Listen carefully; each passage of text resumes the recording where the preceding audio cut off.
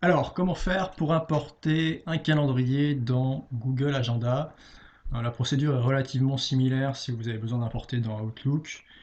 Alors, pour Google Agenda, c'est très simple. Donc là, par exemple, je suis sur la page Contact et premières infos.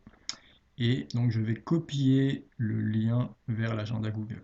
Je fais un clic droit, copier l'adresse du lien. Et normalement, si vous l'avez bien copié, si vous avez copié le bon lien, ça se termine par .ics et vous devez voir un truc du genre google.com/calendar/ical. Donc voilà. Si vous avez ça quand vous collez le contenu de votre presse-papier, c'est que vous avez copié le bon calendrier. Maintenant, il va falloir le coller dans votre agenda Google.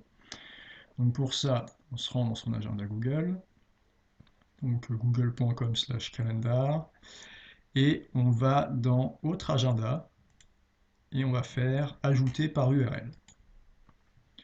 Donc ici, je vais coller l'URL, hop, et je vais cliquer sur Ajouter. Donc là, je viens d'ajouter du coup mon calendrier. Alors, je vais passer au mois et on va voir que en janvier, j'ai bien apporté un nouveau lancement. Donc là, dans l'exemple, c'est le lancement de David G, lancement vidéo. Donc il y a dans l'agenda, il y a une grande plage qui est réservée, c'est pour l'ensemble des dates du lancement. Et il y a des plages plus petites, c'est les jours où vont sortir précisément chaque nouvelle vidéo. Donc vidéo 1 ici, vidéo 2, vidéo 3, vidéo de vente, etc.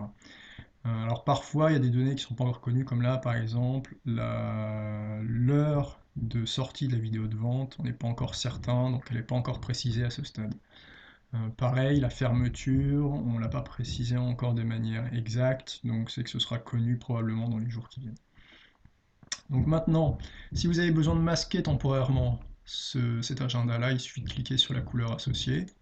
Voilà, comme ça le masque. Vous voyez que là, il apparaît en blanc. Et si je veux le refaire apparaître, hop, je reclique dessus, et c'est bon.